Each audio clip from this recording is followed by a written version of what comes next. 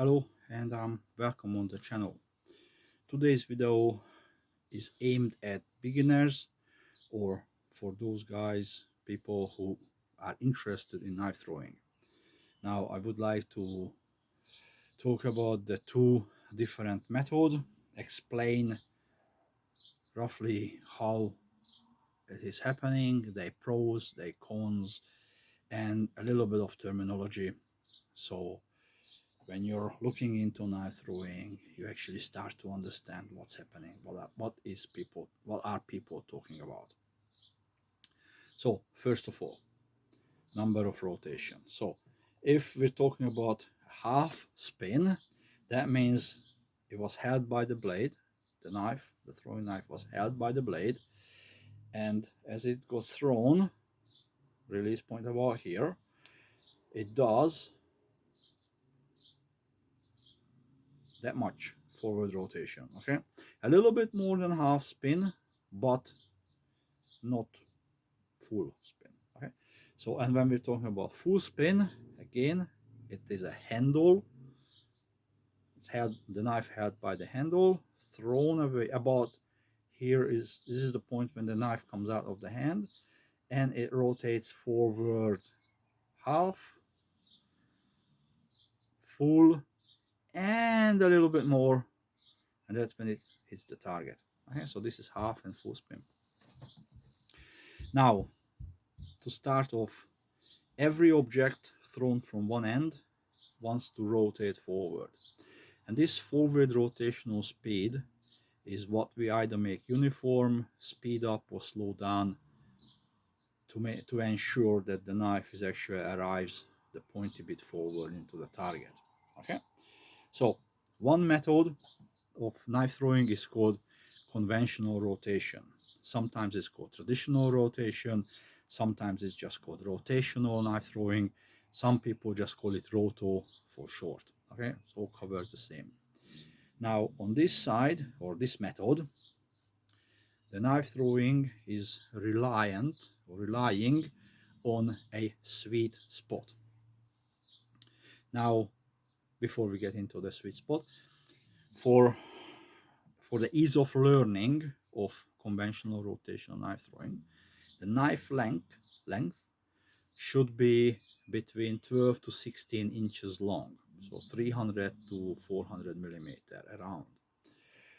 And the length to weight ratio should be about every inch of length should have an ounce of weight. Okay, so a 10 inch long knife should be about 10 ounces. Now the knife also should be either blade heavy or naturally balanced. Naturally balanced means balance point is at the halfway point. Okay, now this is for ease of learning. Once people are efficient knife throwers, anything can be thrown. Okay, so conventional rotation. So if the knife is between these parameters or specifications, usually the half spin sweet spot is around 2 meters. Okay, now for every thrower this will be slightly different depending on many different factors: arm motion, arm speed, follow through, the knife length, balance point, many other things. But about 2 meters is an average or rule of thumb.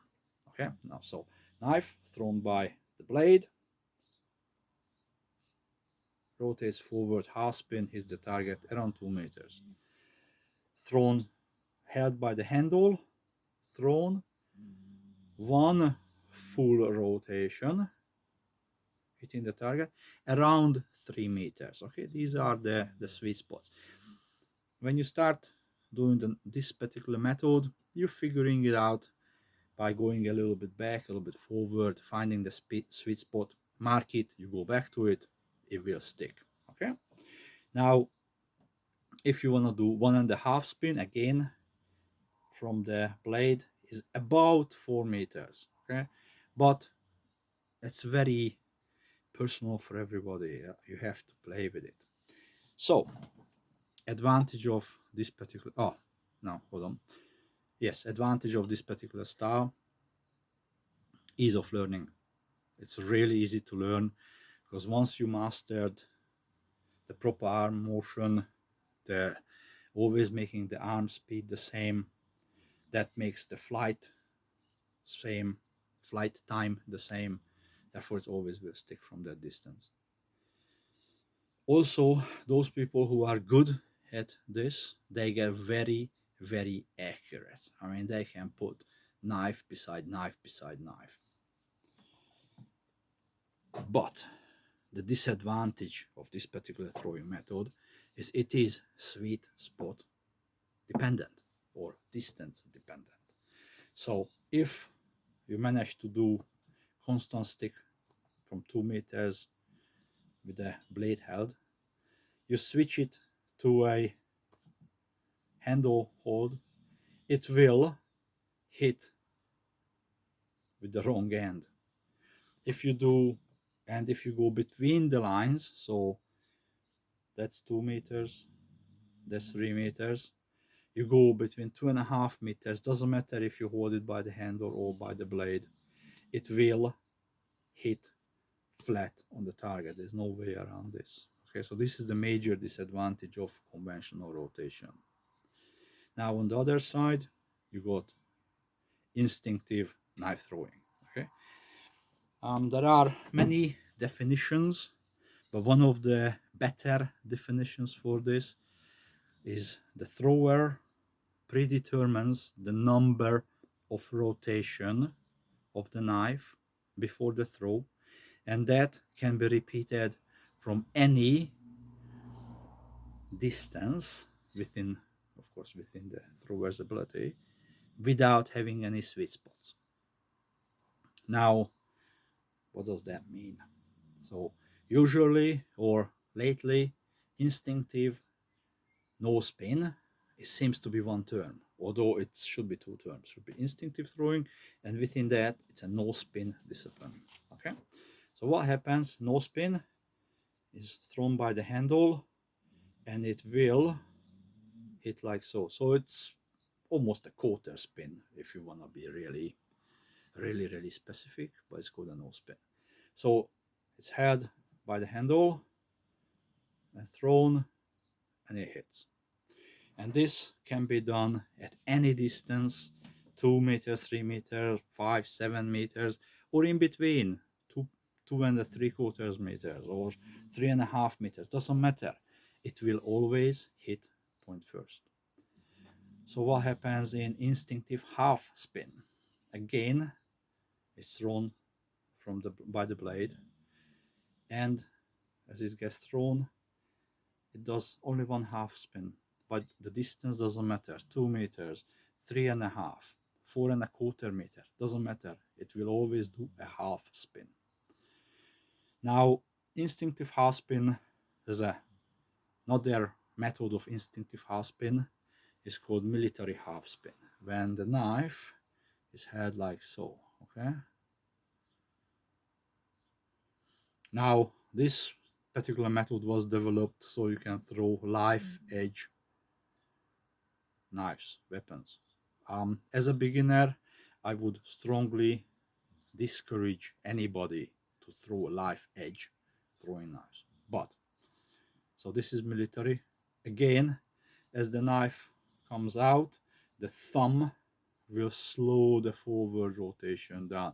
Military half spin can be done between any distance that the thrower is capable of. No sweet spot requires. Okay. Now, and then you got instinctive full spin, either thumb control or no thumb control. Again, it will just do one rotation, doesn't matter what distance. Now, what I have seen, the more rotation, so most instinctive knife throwers throw an instinctive no spin.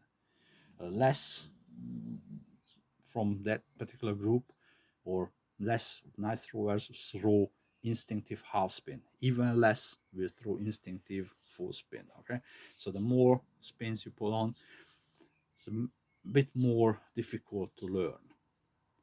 Now, for an instinctive no spin, for an ease of learning, the knife should be between 2 and 300 millimeter as a total length, and should be about a gram per millimeter as a weight to length ratio. So a 250 millimeter long knife should be around 250 gram. Okay, but and the knife should be either handle heavy or neutral balanced. But this is only for ease of learning.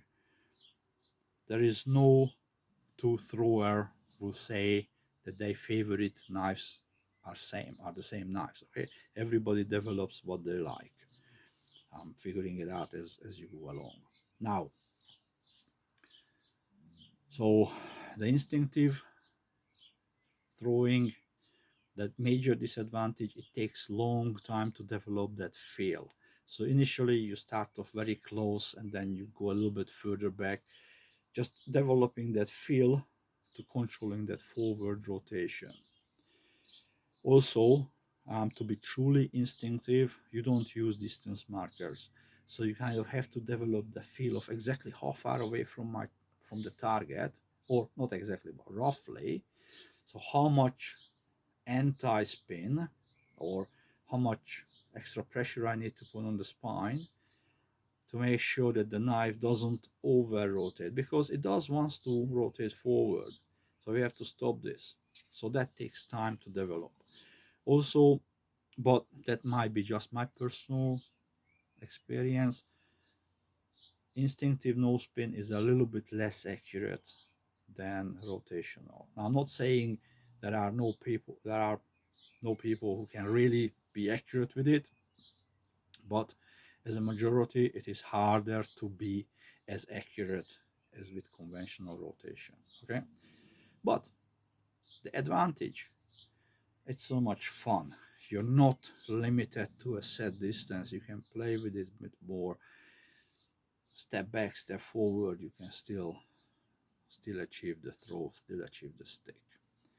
Okay, so now lastly I would like to mention, which some people call it the absolute no spin, and lately some people started to call it the sword throwing. Right? It's basically throwing the knife like a javelin. Okay? So basically held in a reverse grip, but it is not a reverse grip throw. It is a reverse grip and the knife flies, so thrown like this, and the knife flies like a javelin. There's very few people doing this, or at least what that I know of, and well, I think it's quite difficult to achieve. Now, while we are talking about javelin throwing, I also should mention another term called bullet spin.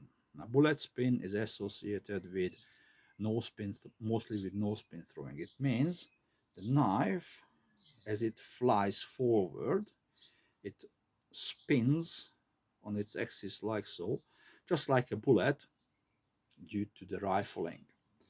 Now, some people think it is not pure no spin because it is actually spinning, or they want to reduce bullet spin. Some people reckon bullet spin is adding stability to the flight path.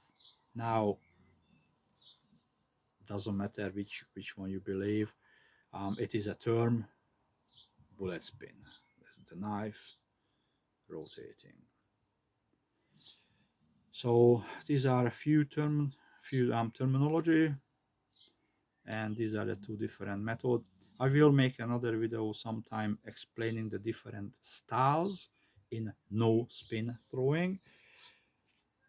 Now, some people would say there are no styles, we all do the same thing. Some people reckon it's the different styles. I'll let everybody make up their own mind what it is, but it is a big subject, so that will be a completely separate video. So I hope you learned something from this, and if you did, please like, share, subscribe. And other than that, see you guys later. Thank you. Bye.